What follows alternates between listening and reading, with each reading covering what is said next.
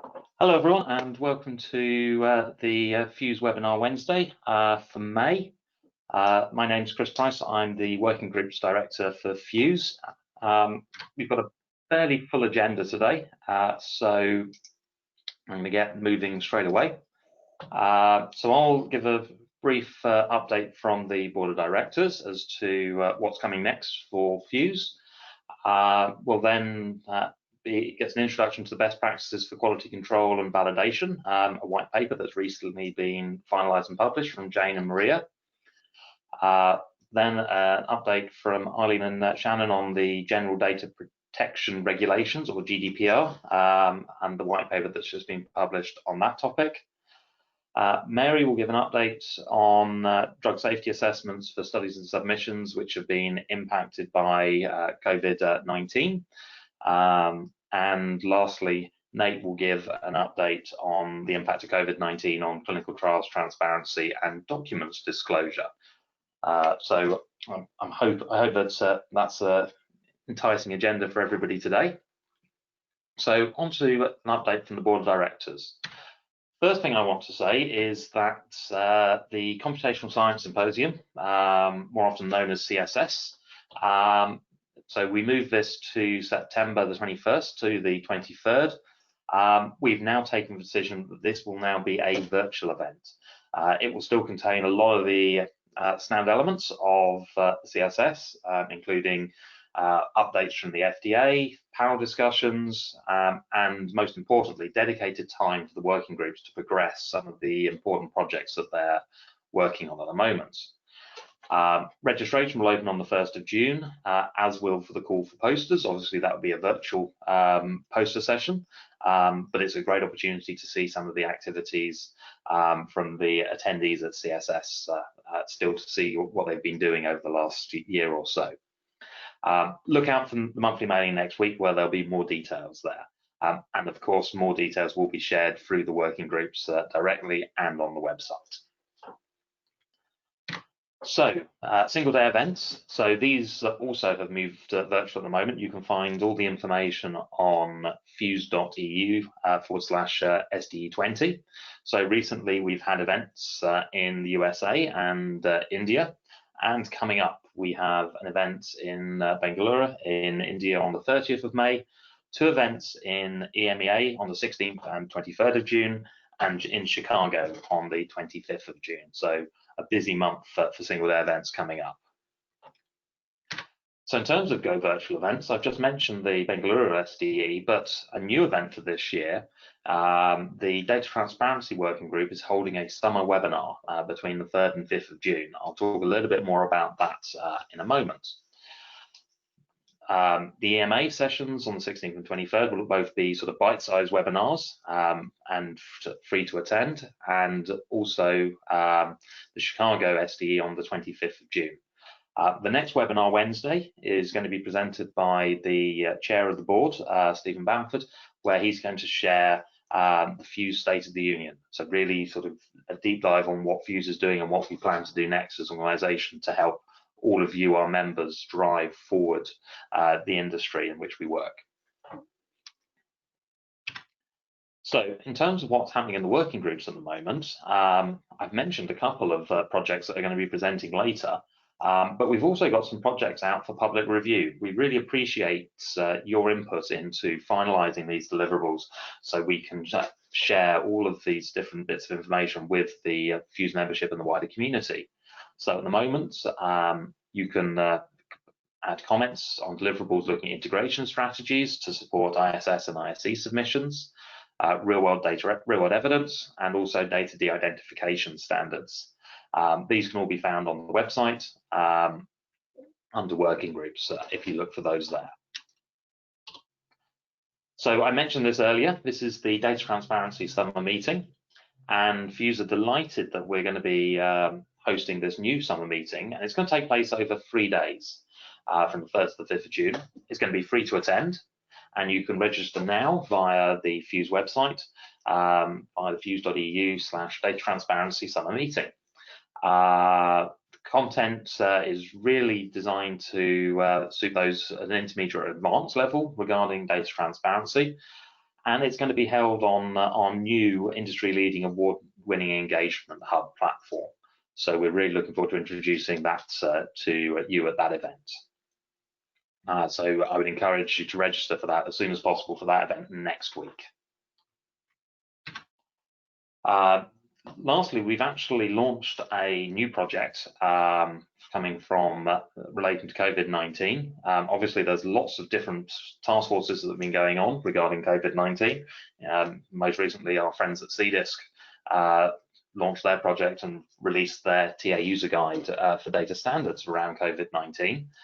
And really what we're looking at from a FHUSE point of view is to provide that implementation advice for studies which have been impacted by COVID-19. We're going to be publishing a number of blogs on that topic with real relevance to FHUSE members and how it's actually directly going to impact their work, linking to many of the other guidances that exist already in that space. We will, in the future, provide a one-stop shop for FHUSE members to really help address those challenges caused by this pandemic. And we talked about it earlier, the Data Transparency Working Group have actually already published the blog, and Nate's going to be talking to us about that later on in this session. So without further ado, I'd like to move on to the main topics of the webinar today. Just a reminder, if you do want to ask questions, please put them in the chat window and I will put them to the panelists at the end after all the presentations, but please do put them in on an ongoing basis. So I'm now going to hand over to Jane and Maria to talk to us about the best practices around quality control and validation. So Jane, Maria, over to you. Okay, and I just want to make sure you can hear me and see my slides. Perfect, thank you very much, that's working well. Okay, so this is Jane Marr, and I'm speaking on behalf of Maria Dalton and myself. We were co-leads for a FHUSE white paper project called Best Practices for Quality Control and Validation. The purpose of our project was to really form a cross-industry team to together author a white paper about best practices for quality control and validation of the programs that we use for analysis of clinical trials. So the white paper was originally finalized in October of last year, sent for review. It's been reviewed by the FDA, the FHUSE steering board, as well as many FHUSE members, and we appreciate all the feedback and input. We updated after all of that, and we published the final white paper on April 23rd of this year. The paper really was written to address the problem that although there's clear expectations that our medications and medical devices are the product of sound science and accurate analyses, there's really no guidance or industry standards on what's the best way to ensure that accurate analysis. So there's no guidance for how do we QC and validate those programs that we're using to do the safety and efficacy analysis of our clinical trials. So what our team did is go through what we felt were best practices and approaches for QC and validation and got them down in the paper to suggest, and the FDA has reviewed and really is aligned with us, is that these are the best practices we would try to use for QC and validation of our programs. In scope for the paper really are the concepts, the best practices, the methods that we use for quality control and validation of the inputs for our programs, the code itself, as well as the outputs that we use for the clinical trial data. It focuses primarily on analysis data sets and tables, listings, and figures. We tried to make it be programming language generic, so that although we know we do most of our programming in SAS, we do have other languages, and we tried to make the paper cover all the programming languages you might use. Things that were not covered in the paper are sponsor oversight for any outsourced analysis programming. So a vendor would be expected to follow the best practices for QC and validation of their own programs. We don't talk about how the vendor should oversee that. And we also don't talk about quality for the SDTM data sets and the data packages that we submit with those. There's a lot of industry things found out there now for how to do the SDTM, and we did not cover that in this paper. The paper is organized to talk about general principles, which I'll talk about at a high level here, and then the QC and validation process itself.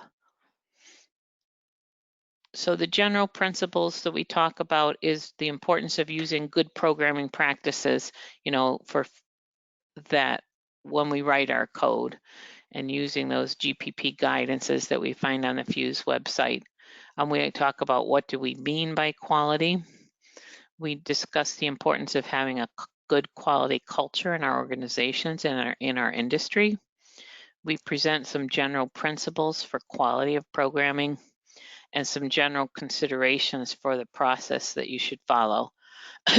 We also talk about using risk-based validation for our programs and the cyclical nature of validating. So a little more on the process itself.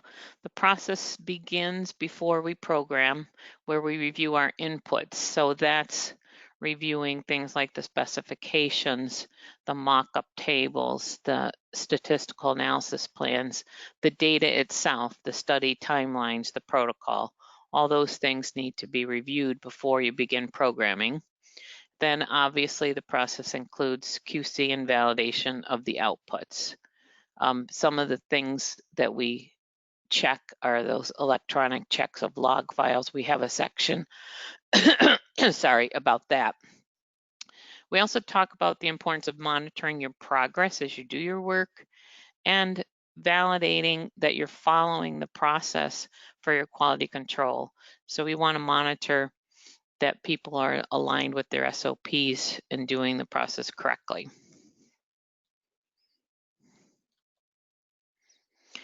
In the paper, we define QC as all the activities that you use to develop, to evaluate your work product. And it can be technical review as well as non-technical review. And validation is really a more technical process where you're checking the accuracy of an analysis program. That validation relies on two things. One is self-QC by the production programmer who's developing the code originally, as well as independent validation by others. So where they independently program the same outputs using the same inputs without discussing with the production programmer who originally developed the code. We define quality as analysis programs which have the features to first and foremost meet the requirements.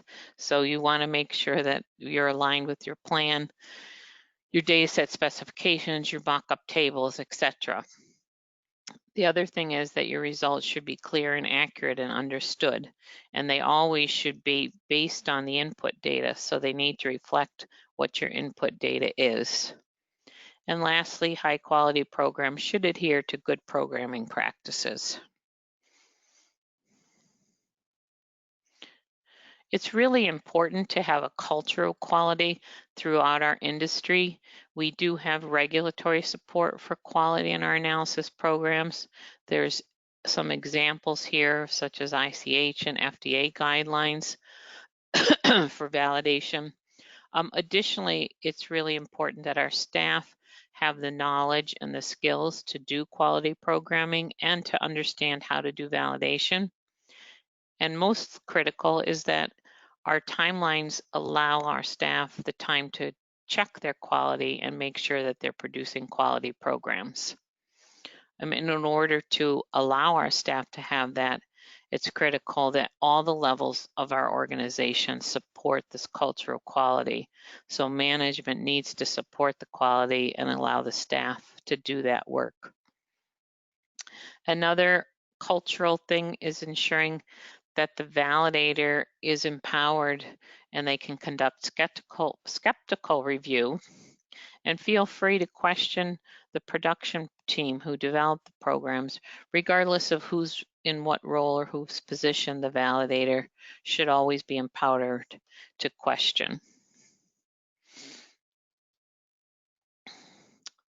Some quality principles that we think everyone should follow is one, to have a plan for quality control and validation. And that plan, in addition to including timelines and resources and who's going to do what and when things will happen, it also should include assigning risk-based validation categories, which I'll talk about a bit on the next slide. It's important to always know the data and understand your data, as well as understanding the requirements, which is number 3. So you want to QC and validate the requirement specifications. Make sure that you understand what's needed for your programs. And lastly, it's important to document what you do during QC and validation and save that as evidence that you've done your work. And lastly, I'm going to talk about the process itself at a very, very high level. The paper gives lots more details, and we urge you to read the paper for those details. But the process begins with risk-based validation planning, where you'll assign risk categories. We suggest in the paper high, medium, and low as the categories, where high is your most critical programs that would require independent programming, as well as self-QC and peer review and other things, and low being your less critical, utility programs, calling programs, maybe using already validated standard programs, and those would require just self-QC and minimal review. Once the plan is in place, you would begin your pre-programming activities, and that's really a review of your inputs, which we've talked about before. So data set specifications, mock-ups or table specifications, the data itself, making sure you understand that, and reviewing your project plan or your validation plan. And lastly, once you developed your code, you go to your validation activities. We suggest you do those at a dry run and again after your final delivery. The validation activities that we discuss in detail in the paper itself include self-QC, and some people call that developer testing, independent programming, which primarily includes double programming of the same program, we're using the same inputs, comparing outputs and reviewing outputs, reviewing the code itself, reviewing date timestamps to make sure that things are done according to the timelines that you would have expected. Specs are finalized before outputs, things like that, and reviewing the logs.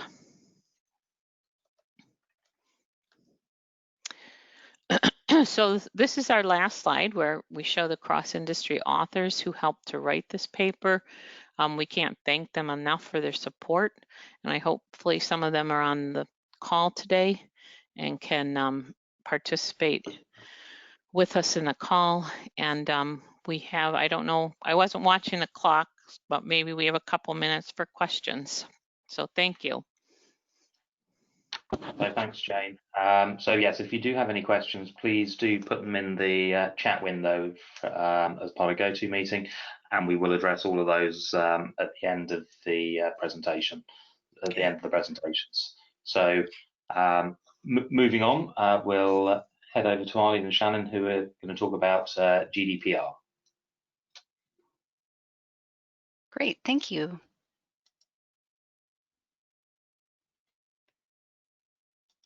Okay, let me just get this into slideshow. And just to confirm that everybody can hear me okay? Yes, we can hear you fine. We've just lost slideshow. Oh, okay, here we go. And let me just click here. Can you see the slides? Perfect, thank you. Perfect, thank you so much. And thank you again, everybody, for joining the webinar.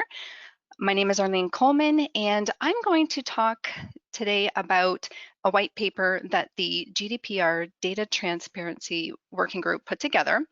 And we were focusing on recommendations for GDPR compliancy. So today during the presentation, I'm going to talk a little bit about the steps that were taken to produce the white paper from the Data Transparency Working Group. I'm going to highlight some key sections of the white paper, along with, again, some recommendations and some conclusions. So first of all, when the working group started to talk about putting together a white paper, we really focused on clinical research data surrounding collection of data, as well as safeguarding of data and overall processes. So what we did before we started putting together and gathering information is we reviewed GDPR and associated information. We also conducted 2 surveys just to really understand how clinical research organizations were interpreting and applying GDPR. So the first survey really focused on data collection, specifically around age and birth date. And the second survey focused on overall data process, data access, and security. And I'm happy to announce that the white paper is now officially completed and it's currently published at the following link here. Okay, with regards to data collection and personal identifiable information from the survey results, and this again was sent out to cross-industry individuals. We had a lot of great feedback from the survey. So most companies will continue to collect birth year. Now, complete birth dates may continue to be collected for pediatric studies. And the collection of age really is dependent on the need for precise age in analyses as well as eligibility for that particular study. And also you really have to take a look at and depend on country restrictions and requirements when it comes to this personal identifiable information.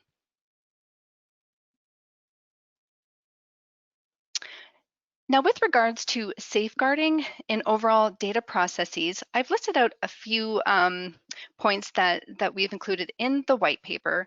And again, the white paper has a lot more information provided, and I do encourage everybody to take a look at it when you have the time.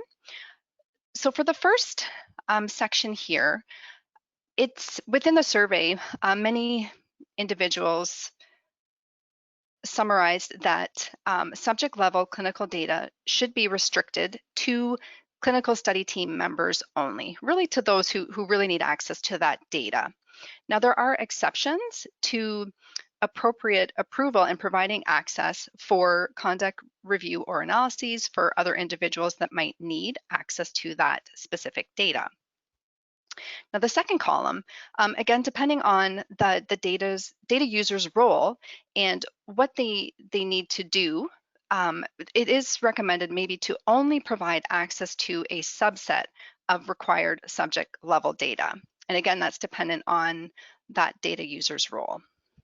In the third column, it's recommended to anonymize subject level data after an allocated retention period, if that's consented. And then the last column really is information that was stated quite a few times within the surveys, but to provide periodic training, to have those secure IT systems in place with proper data audit trails, have user-friendly standard operating procedures. When sharing data, to ensure that you have the appropriate approval and anonymization in place before sharing of that data, and also have that standing data security and data privacy policy in place. With regards to preventative measures surrounding any potential data breach activities, you really want to ensure that any shared or transferred study data isn't traceable back to an individual. Again, as I mentioned in the previous slide, you want to ensure that those security controls are in place to really reduce the risk of any type of deliberate or accidental breaches that may occur. Providing GDPR-specific training to all personnel, now that also includes any contracted resource organizations, to ensure that the standard operating procedures are really understood and followed, and also to understand how to address data breaches and put those preventative measures in place for GDPR audit readiness. You want to have those periodic awareness training, those robust data audit trails, as well as maybe conducting workshops. That would really help to make scenarios real to employees. And again, having that data privacy policy in place.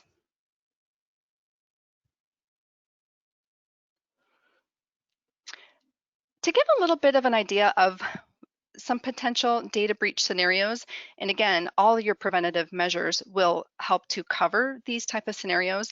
I listed a few here. Within the white paper, it does give a lot more examples, but I wanted to just give a little bit of scenarios that was provided through the survey. So for example, there could be a cyber attack that may affect electronic data capture systems, possibly an exposure to a printed document or a computer screen. Maybe a researcher may re-identify a patient. There could be ungoverned sharing of participant data. There also could be a life-threatening condition of a participant that may increase the likelihood of an acquaintance identifying that particular participant. Data may be accessed by an unauthorized individual and transferred to an outside party. And then there's mobile devices that stores participant level data that potentially could be lost or stolen. So this sort of gives you an idea of the type of scenarios, but putting those preventative measures in place will really reduce those risks. And just to give a little bit of general overall recommendation conclusions, it is important to continue to follow existing regulations, so wherever those are for the region in which you're operating. You want to limit collection of personal data to what is needed for your analyses. You want to have those strong measures in place to protect the data you collect from unauthorized access, and plan for those potential risks and have mitigation plans in place so that you're secure and you're ensuring privacy and protection. You want to limit access to personal data to those who really need it to do their jobs. And you want to review your processes and controls for collecting and handling of data to ensure that you meet GDPR requirements. Train your staff on the GDPR policy, procedures, and processes, and have those full disclosures in place. And that should be made to the participants about what you plan to collect and what you intend to do with their data for as long as you retain it. And you want to ensure that you safeguard study data throughout its entire life cycle. So that gives you an overview of what's in the white paper, high level. And as I mentioned, there is a lot more information that can be found. And I do, again, encourage you to take a look, read over the white paper. If you have any questions at all, even after this webinar, feel free to contact myself or anybody that is listed here.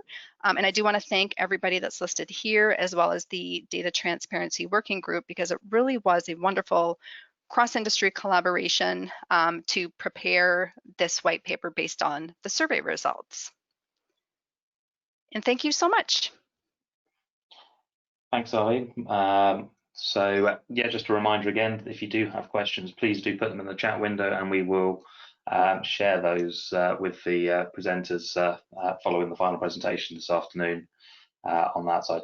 So moving on, I'd like to introduce Mary to talk about COVID-19 and in particular the safety analyses for studies that have been impacted by it. Mary, and we're seeing your slides. Okay. Great, can you hear me as well? We can, yes. All right, thank you. So I will be talking about safety analyses for studies and submissions impacted by COVID-19. And I am a safety analytics statistician from Lilly, but I am speaking on behalf of a cross-industry group who worked on some deliverables. And the scope of this is for studies impacted by COVID-19, not studies for treating COVID-19 or vaccines for COVID-19. So these are studies that are impacted by the disruption of COVID-19. And here's the standard disclaimer. So as background, PHUSE, as part of the Analysis and Display White Papers project team, we do have white papers on general safety analyses. So we have 2 lab white papers, an adverse event white paper, and a cross-industry group was formed to address the impact of COVID-19 and specifically related to these white papers. So I'll give a little bit of background on the white papers and a little background on this cross-industry group.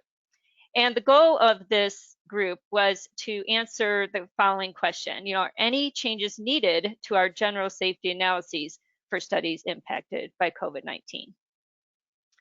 So as background of the Analysis and Display project team, this is part of the PHUSE collaboration, and we were looking to address the gap that we have a lot of standards with respect to collection and data, but we did realize there's a bit of a gap for standardization for tables, figures, and listings. So this project team started in 2012 to address this gap.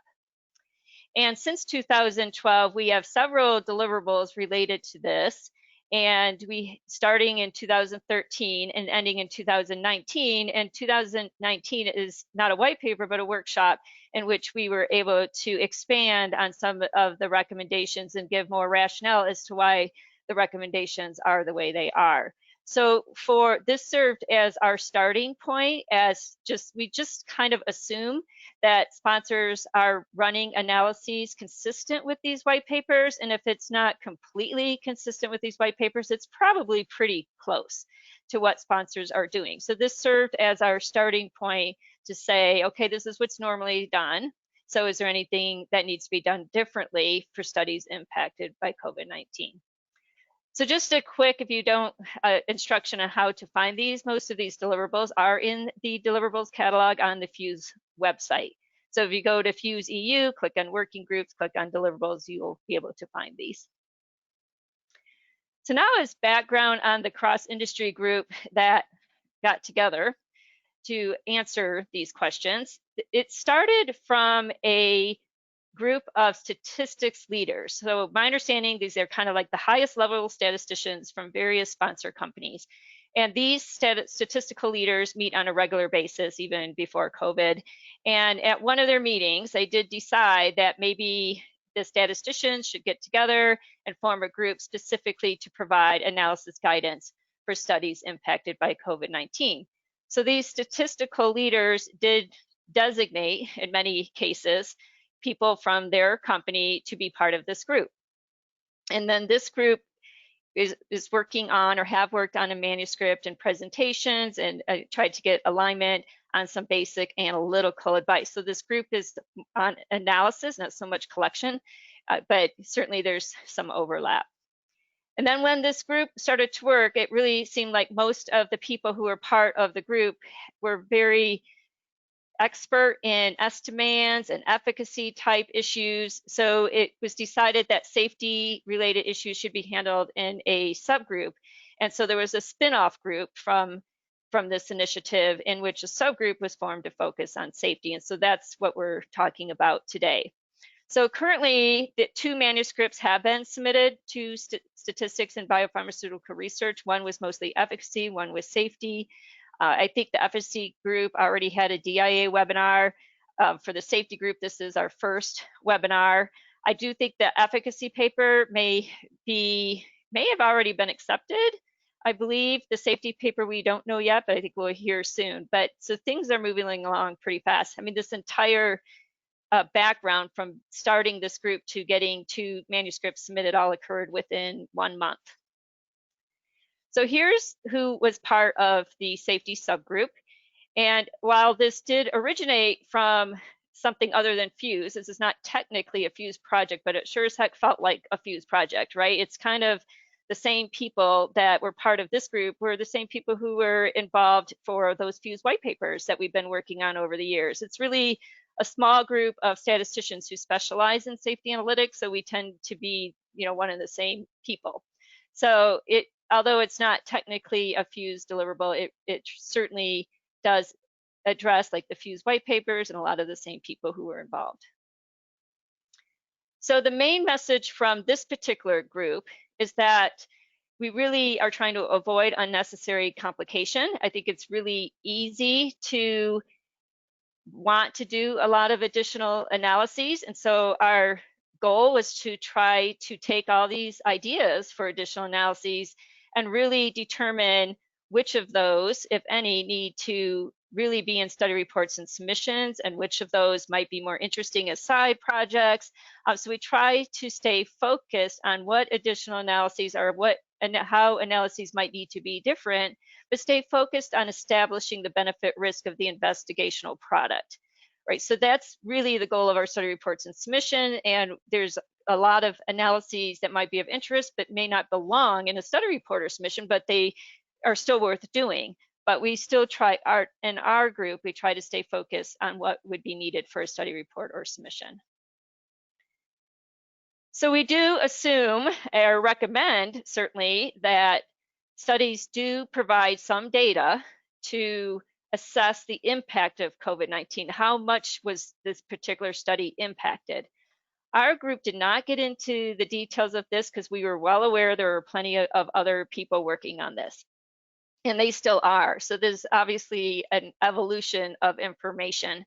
And I know even, CDISC, I think, addressed some data to collect or what to have in the data that talks about how a study may have been impacted. So we didn't get into the details of this, but for safety purposes, we're assuming we're going to at least have an idea of how many patients were in some way impacted by COVID-19 or had visits that were impacted by COVID-19. For example, how many visits were performed remotely rather than in person? That we would have some idea of some of these things, and other groups are working on this. The main message for safety is we expect that the impact is similar between treatment arms. If that's not true, if we get unlucky and that's not true, then a lot of our advice may not apply. We do kind of assume the impact would be similar, but this does need to be checked. So when it comes to analyses in which you compare treatment, so drug versus placebo, for example, as long as this impact is similar between treatments and it doesn't introduce a situation where you might have a longer observation time with your study drug than your comparator, as long as all of that stays intact, our run-of-the-mill safety signal detection package can largely remain the same. So when you compare concomitant medications between treatment arms, we really don't need to do anything different. This group doesn't believe we need to do anything different. Yeah, there might be some medications that are in the table that were used to treat COVID-19, but as long as we're focusing on imbalances, we don't think we need one table that shows medications used for COVID and another table that shows medications used for all other things. We don't think a lot of that is necessary. We think that is unnecessary complication. However, if it's becomes a special topic and you see imbalances, then maybe some additional analyses will be needed. Similarly, for treatment emergent adverse events, serious events, and events leading to discontinuation, we have the same position. The run-of-the-mill signal detection package that we normally do probably is still just fine, generally speaking. And again, you're looking for imbalances. If you start to see imbalances with some COVID-related measure preferred terms, then maybe that's a time to start doing more. Or if you have a lot of cases of COVID infection, you might need to do some additional analyses. But generally speaking, that may not, for many studies, that may not be the case. Lab data is a little bit trickier for us. We do know with the COVID-19 impact that some labs might be collected at a local lab instead of what may have normally been done at a central lab. And a lot of the analyses that we recommend in the PHUSE white papers for labs just does assume that the data is coming from a central lab. And so when that's not the case, we might need to do something different.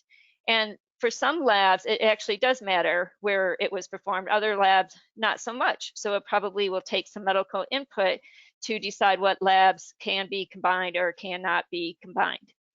And also but some of our shift analysis, shift to high-low, a lot of that can be done as normally planned. You just need to make sure you use the limit from the performing lab.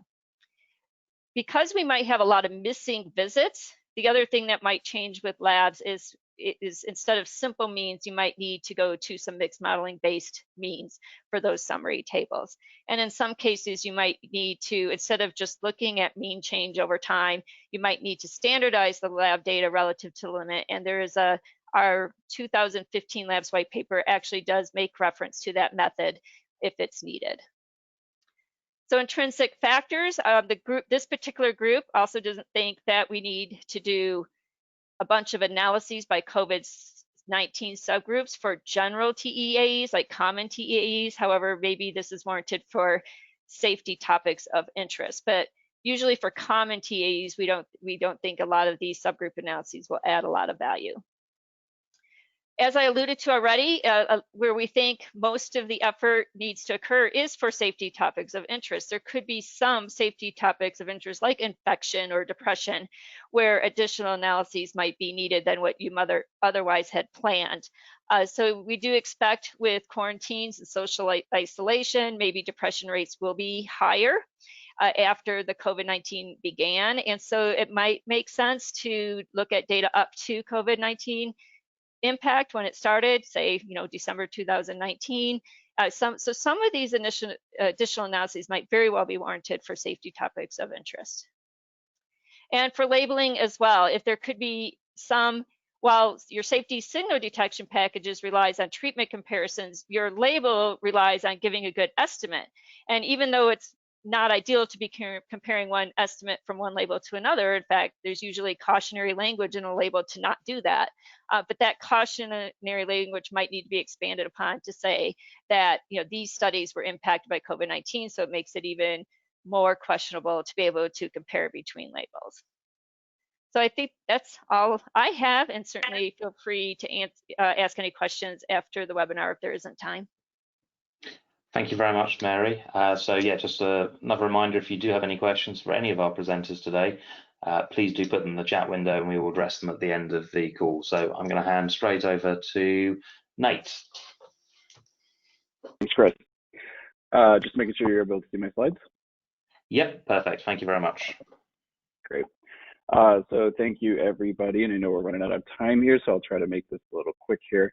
I'm Nate Root of Ionis Pharmaceuticals. I head up the clinical trial disclosure and transparency aspects.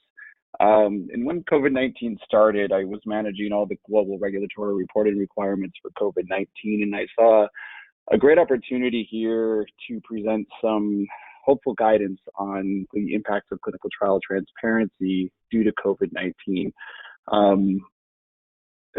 So we quickly assembled a team at the end of March. We had a quick brainstorming kickoff meeting, and the intent was to create a white paper on this. But we quickly realized that due to the speed of this, that a blog would make more sense for this, and then we can update it as necessary.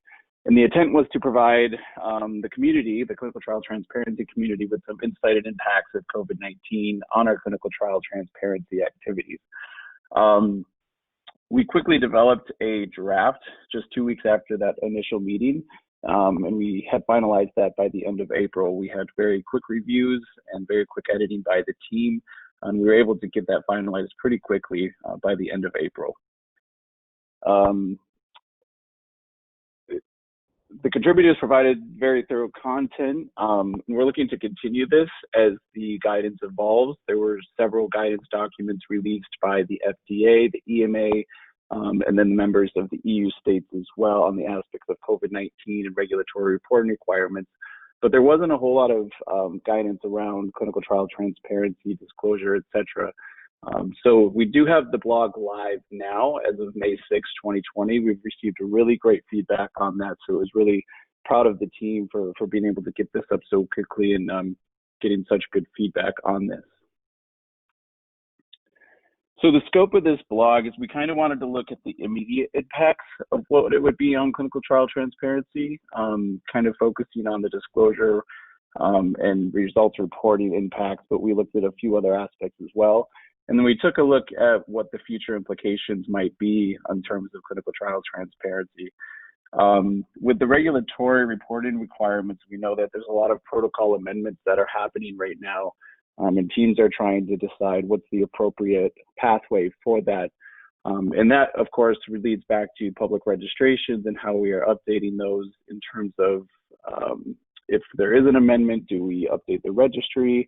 And then there's also aspects of clinicaltrials.gov's manual input versus the EU CTR is a CTA application.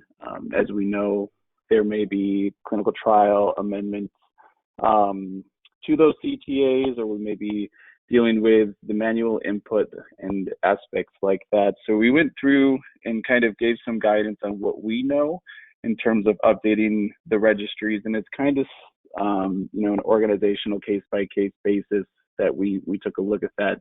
Clinicaltrials.gov came out with guidance, but it was essentially stating just to follow the current definitions for dates and other reporting requirements. So not a lot of help from the clinicaltrials.gov team. So we wanted to put this out there to kind of help guide team members in the transparency environment on how to be updating those registrations. And I don't want to go into too many details. I highly suggest looking at the blog for the many details of this. It was, some great participation and expertise on that. We also looked into communicating with the patients. As we know, lay summaries falls into the transparency environment as well, but not necessarily during the life cycle of a trial itself. So we really wanted to highlight participant communications during these COVID-19 challenges that, communicating with the patients is really critical in alleviating any uncertainties that those patients may have, and using lay language in that is really crucial to keep those patients known with their safety, etc., during the life cycle of this study and during the pandemic. We also took a look at data sharing. As many of us may know, there are data reporting requirements that are being regulated by the different regulatory authorities. And looking at the different impacts of how we're collecting that data and how we're going to be sharing that data and reporting that data. If you looked into GDPR, they are allowing some caveats to that in terms of sharing health data, etc. So, in terms of the data sharing and the data collecting, there are some caveats to be able to do that. And then looking ahead, we know that this is going to impact us for probably years to come in terms of results reporting as we're collecting this COVID-19 specific data. Some countries are requiring COVID-19 specific reports. And so we're looking ahead and just kind of put some thought into how we're going to be reporting those results on registries, or if we have to publish those documents if it's a COVID-19 specific report, etc. And then looking into how that might translate into a plain language summary. Are we looking at explaining the COVID-19 impacts on that study, just explaining to the patients what had happened and why there might have been a delay or the missing data, etc. And then finally, we looked at how this might impact the anonymization of data. Always thinking with the end in mind, we have to be looking at those documents now and how we're anonymizing that data and making sure that the patients are protected. And so looking at those documents now in terms of when those documents are going to be made public in the future after the pandemic is over and for probably years to come after that. So like I mentioned, we're looking to continue to monitor the situation as further guidance comes out, as we figure more things out. I know at Ionis, we're still figuring out after the urgent safety measures, looking at protocol amendments and addendums, looking at updates to ICFs, etc. So we're going to continue to monitor the situation and make updates to the blog or create new blogs accordingly. So if anyone has any questions or wants to help participate in this, please shoot me an email, and we're going to continue to meet and monitor the situation, maybe on a monthly basis or bi-monthly basis. And a very special thanks to the team that we quickly got this produced. The list here it was really great. effort by everyone. We did a lot of quick reviews, a lot of quick meetings, and everyone produced really great content that was able to help this blog be produced in such a quick time.